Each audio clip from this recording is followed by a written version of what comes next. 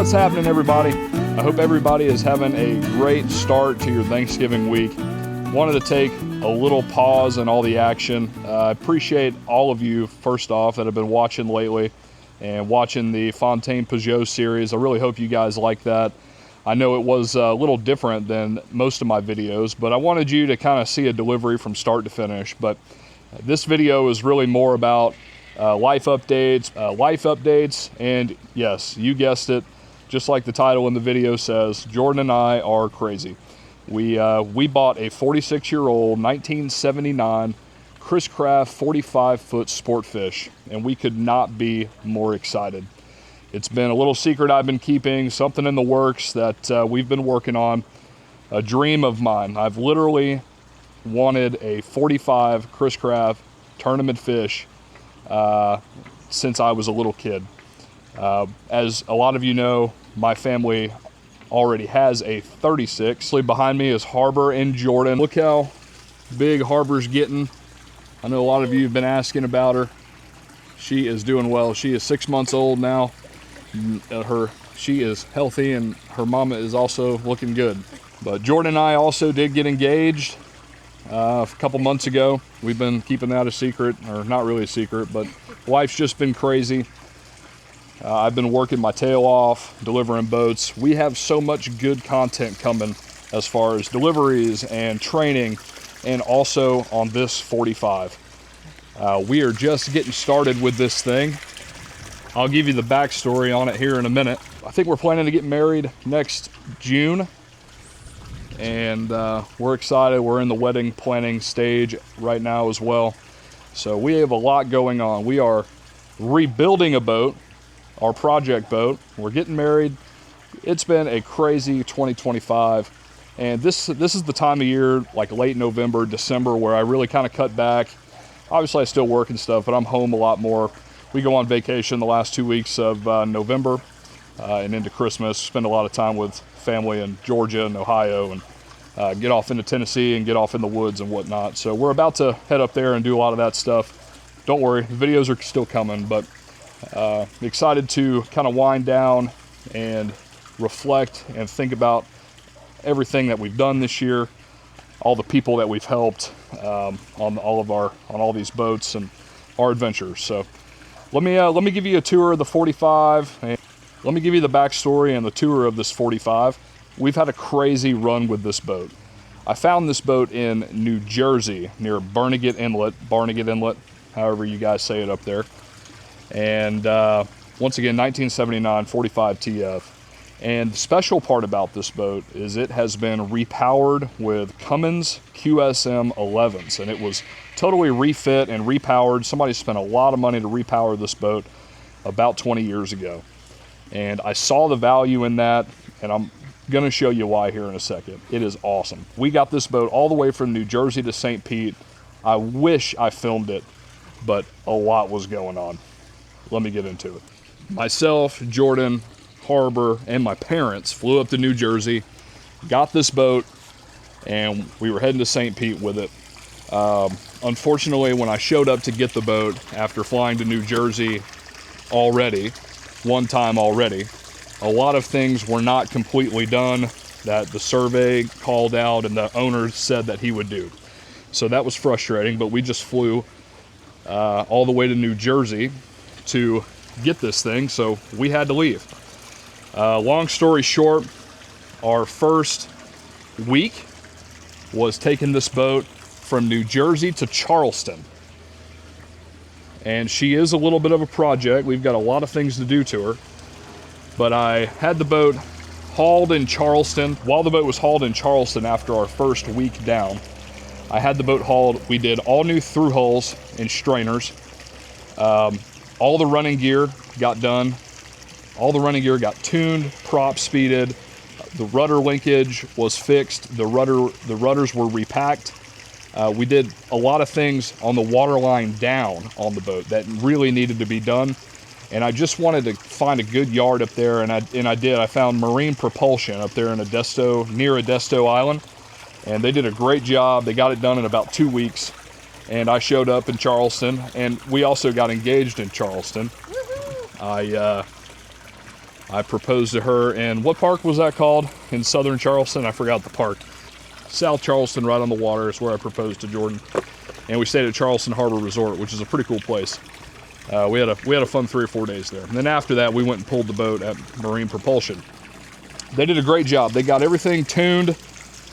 All the props were done phenomenally by Wildcat Propeller in Virginia. When I showed up to get the boat in Charleston, everything was good. The boat was, in my opinion, a real good runner.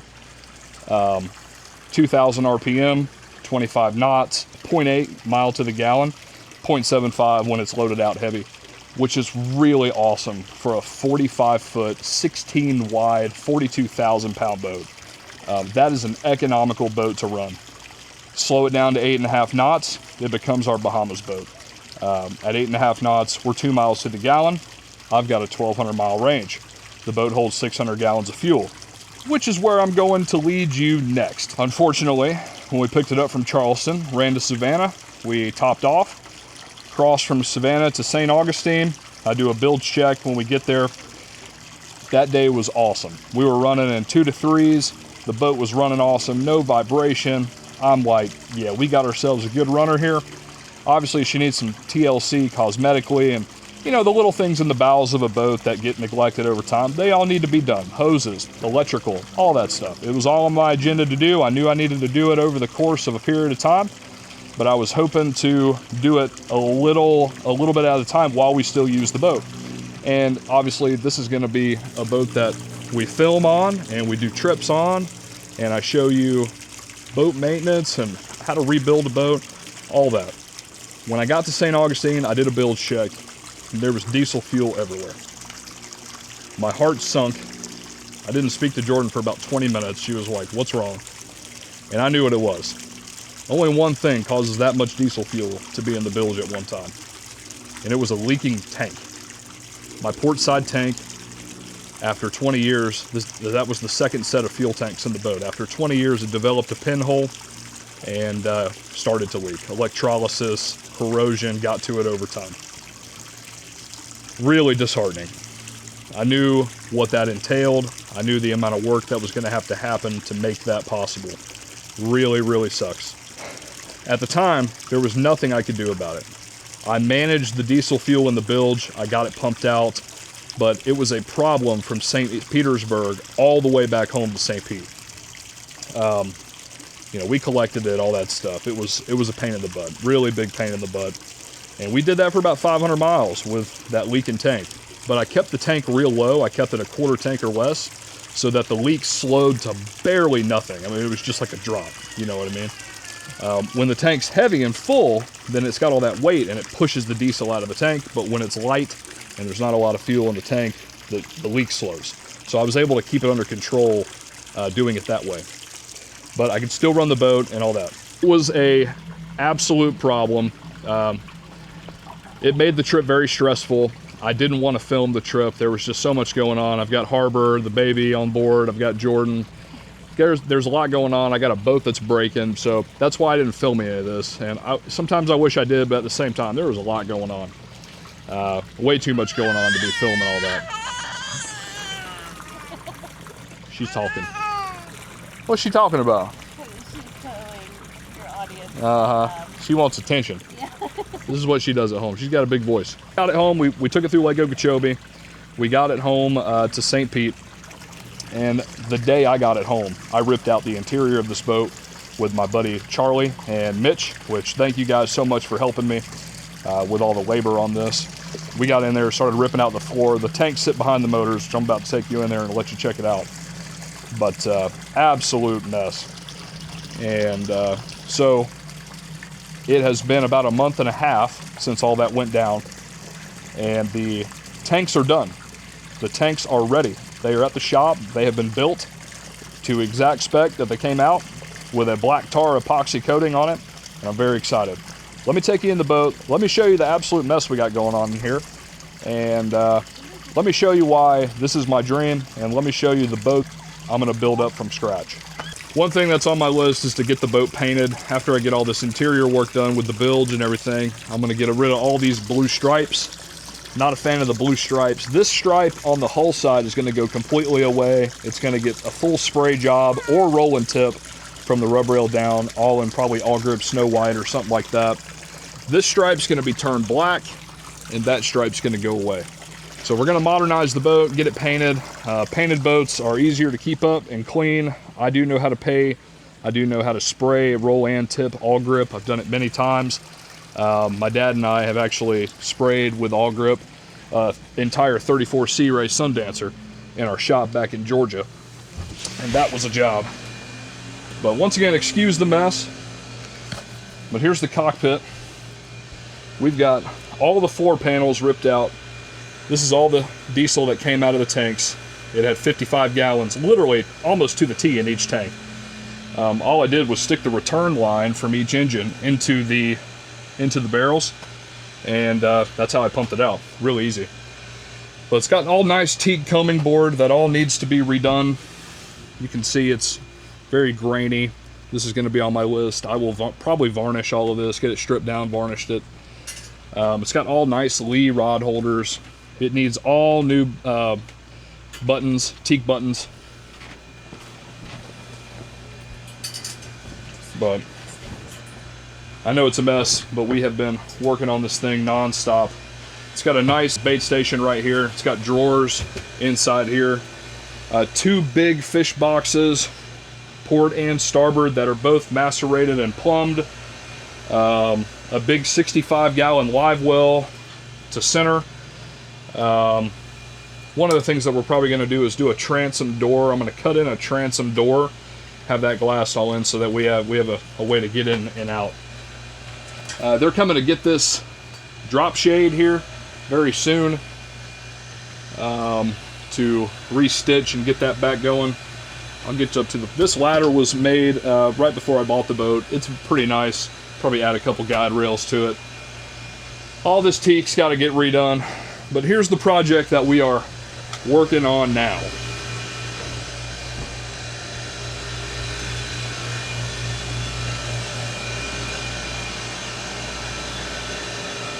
Let me turn the fan off so we can hear what we're doing.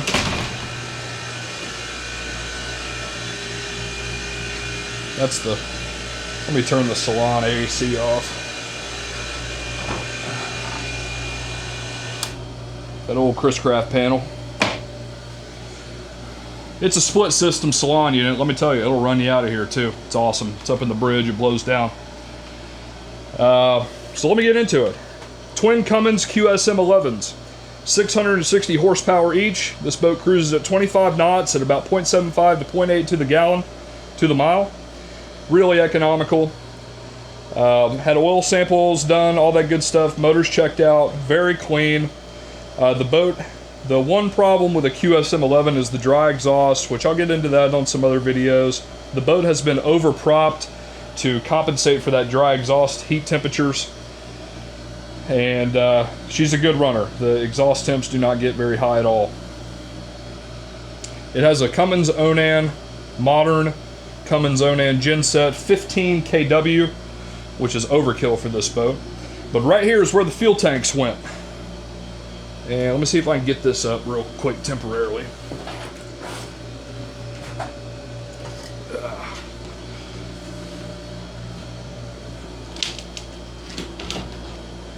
There you go. So right there is where the massive 300-gallon each fuel tanks were. 1/4-inch aluminum. They were about 400 pounds a piece. It took 5 guys in 4 hours to get both of them out. We literally manhandled them out of this boat. I don't know how we did it to this day, but we did it. And I can't thank Troy, Charlie, Mitch, Barrett, all you boys. Thanks so much for helping me out getting those out of here. And we also got to get them back in here soon. But the reason why the tanks failed in 20 years again was because I'll put a picture here, but they put a really cheap, crappy epoxy coating on each tank when they dropped them in here. That was the second set of tanks the boat had. And then they used really cheap, thin, flimsy rubber to isolate the tanks from the wood platform. The wood platform was also not painted or anything like that. So the tanks were basically sitting on wood, and that is why they rotted out from the bottom. The tanks also had a lot of water in them. The boat, I guess, had sat for longer than the owner made it out to. And our first 2 days from New Jersey, the port Raycor filter was slap full of water. And guess which tank started leaking? The port tank. So it very well could have rotted from the inside out due to all that water and condensation in the tank as well. That is something that you will never be able to tell on a survey.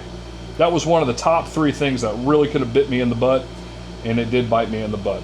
There was no way to avoid it. You can't survey out something like that. When it happens to old boats. So now, if you have noticed, everything in this bilge has been painted. We've got a gloss white epoxy bilge paint and around the entire bilge now. Charlie and Mitch helped me out with that. They did a great job. And the platform has been epoxy coated and painted. And that right there is 1/4 inch rubber, neoprene rubber, that will not smash and will create a good solid barrier between the bottom of the tanks and the platform. I might add another strip or 2 of rubber, I'm not sure yet, but that should do it. And it'll help it breathe as well. So if it does get any moisture on the bottom, on the external part, it'll breathe and kind of dry out. But a maintained boat, that should not happen. The tanks are also getting black tar epoxy coated. So they will be totally covered in like a black epoxy coating, and no moisture is going to get to that tank. It could on the inside of the tank, which is always a problem. Once again, you got to maintain it and manage your fuel system. The tanks are ready. They're probably going to go in the first week of December, and that will be the next time you see us on this boat. We're going to get all the boys, drag them down the dock, lower them in here, get everything plumbed back up. One of the other things that drove me nuts when I bought the boat was the floor grid. It's great access once you get all the panels up, but they did kind of a janky job securing the floor. So what we did, when they did that 25 years ago, so what we did was we installed a whole new 2x6 beam that's tapered and wedged into the glass grid system over there.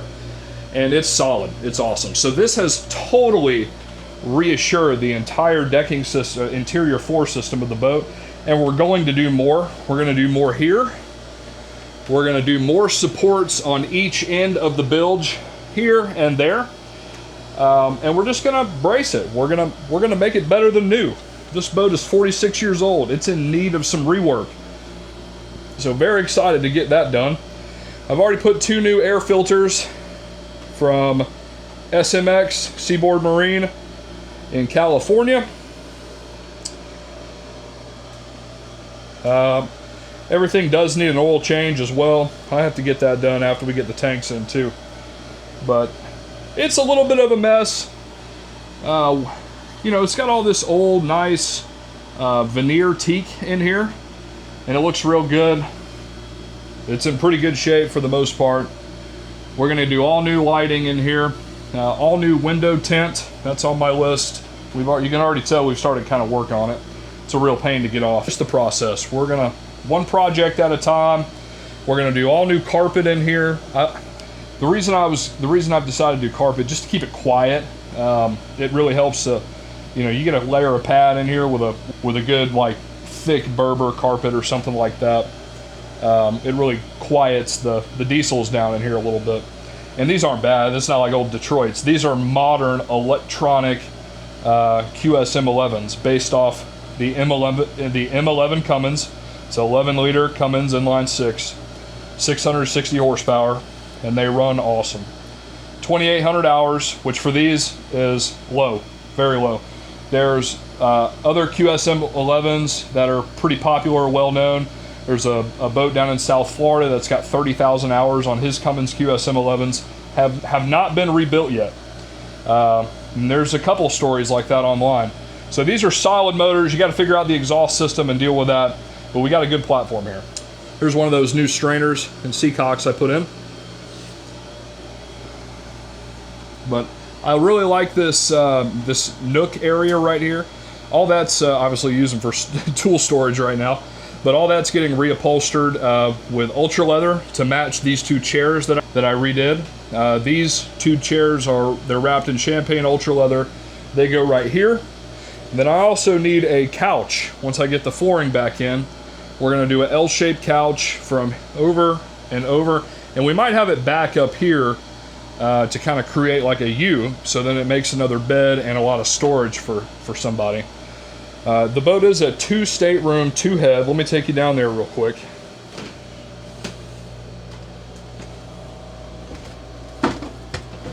Put some lights on here.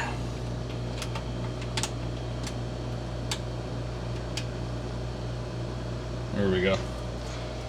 Galley needs a little bit of an update. It's got a princess oven and stove, which is awesome. It's got a nice big fridge, storage. We did put some new LED lights up here. It does have a freezer, so it's got we got a freezer and a fridge. One of Jordan's jobs here soon is to redo all of this wallpaper. This is like 1979. It's almost like a burlap fabric. It doesn't look horrible, but it definitely needs an update. Probably going to do some, you know, white upholstery or something like that. That'll really brighten it up down here.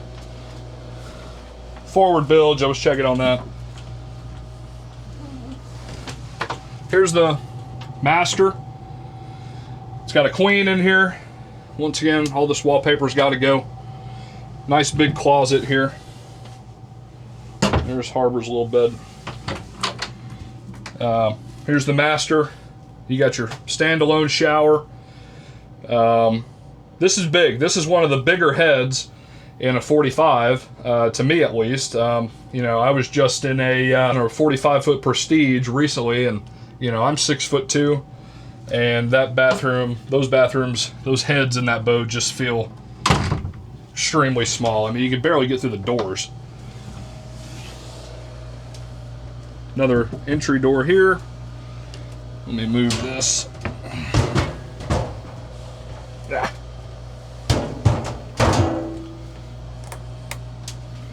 And here is the guest VIP. There we go. So forward bedroom. These mattresses are really wide. I sleep really well in here. When Harbor's crying and stuff, I come in here and sleep right there on the bottom bunk. Got a nice closet there, little desk, more storage, good hatch right here. All the hatches are new on the foredeck, which is good. So they've done a lot to this boat. Like, there's been a lot of really cool things that they did to this boat to bring it into the 21st century. Like, whoever did the Cummins repower, awesome, great job. But the last like 6-7 years of ownership have been very neglectful. Did a lot of just weird stuff that like you're not supposed to do to boats. Just weird, kind of janky stuff. And I'm going through all that, fixing it right now. But hey, that's part of buying an older boat, especially for the deal that I got. Here is the second head. It is a wet head. Obviously, we've got some improvements to do in here. I'm going to put a new head in, but it's pretty spacious. It's not the smallest head in the world, but the only bad part is a wet head. But hey, if you know, anybody that's with us can just use our full standalone shower. One of the things that I did in the forward head here was, once again, all new through hulls. That through hull right there that is installed is actually leaking. It's dripping. I actually have to have the boat short hauled again to stop and fix that leak. I think it's slowed down, but I'm not 100% sure. But I installed a diaphragm pump. Those of you that have older boats, like older Hatterases or anything that you have a keel boat, or you always have a little bit of water in the bilge that you can't get out, you can always install a whale diaphragm pump. Isolated, mounted on a bulkhead with a hose that just runs down to the bilge, and that pump will evacuate all the water out of the bilge that you can't get out. We have that on our 36 Chris Craft, my parents, that we've had since 2000.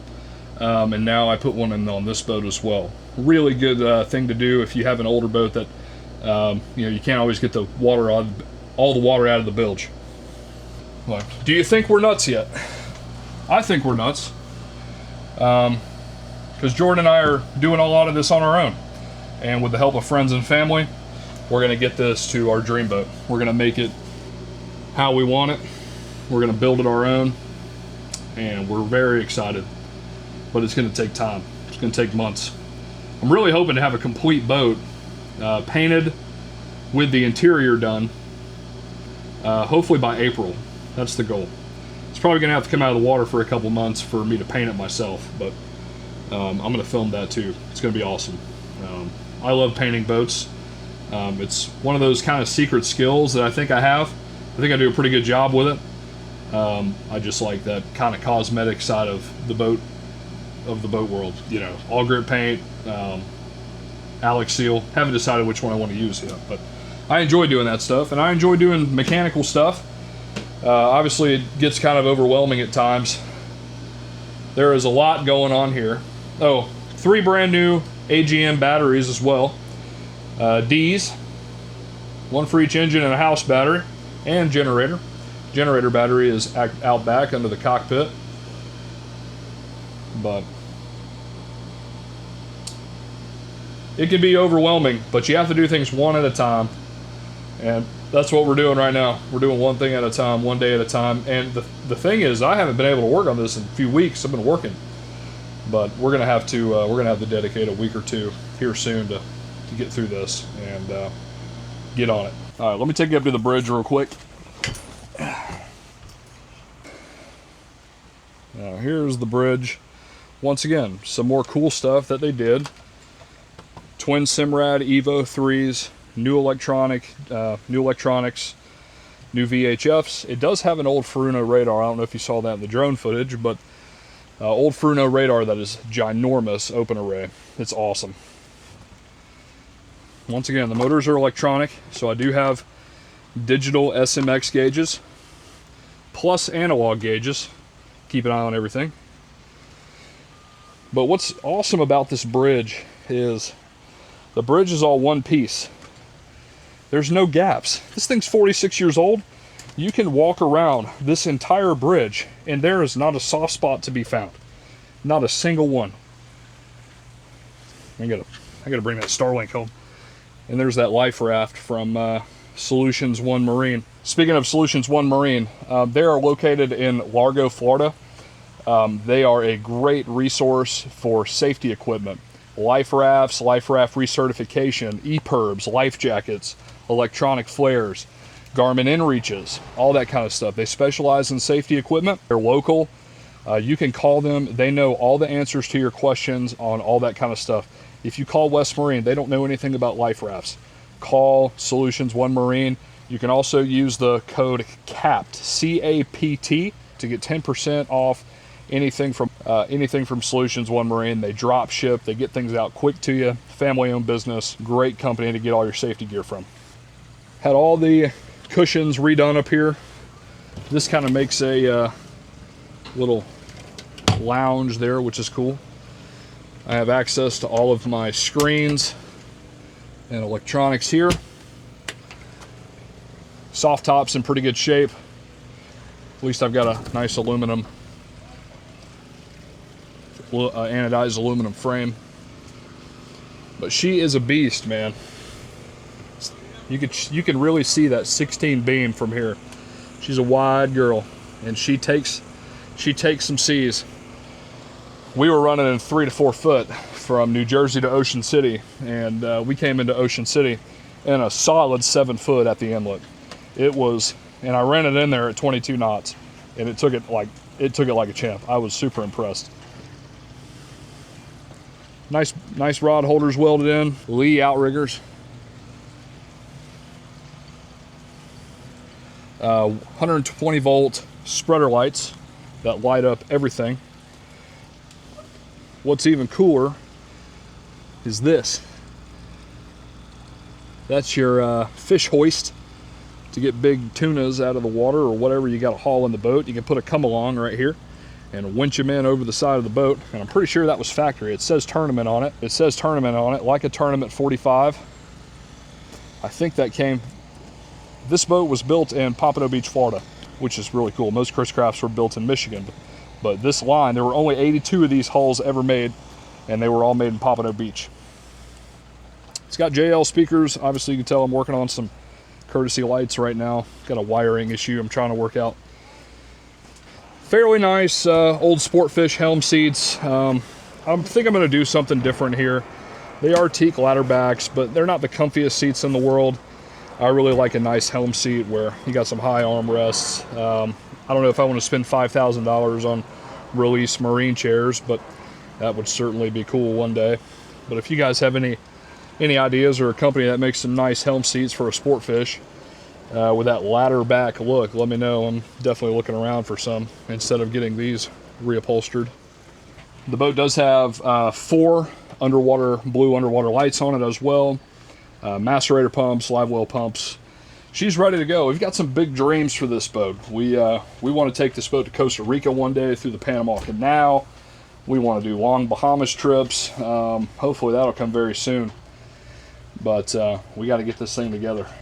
The boat does have a blower system that was installed. Those are what those 2 boxes were inside. I kind of like it, but needs to be painted so it blends in better. Removes a lot of heat from the engine room. We got to get these sent off and re-chromed. The boat is painted. It's not gel coat. It's already painted, but the paint is old and faded. You can tell it needs its luster back.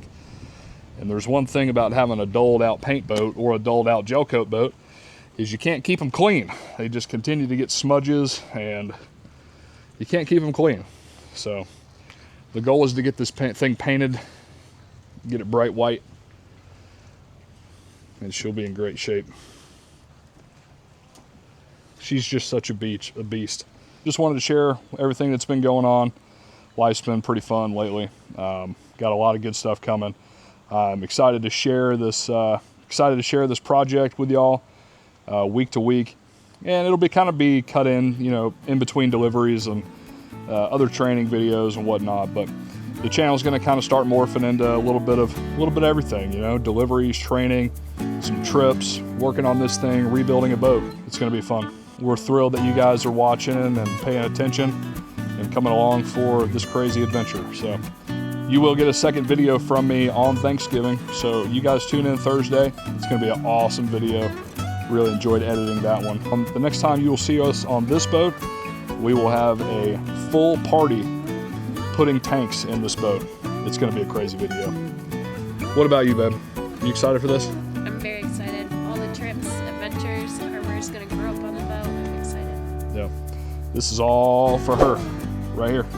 Thanks so much for watching. We'll see you Thursday. We're out.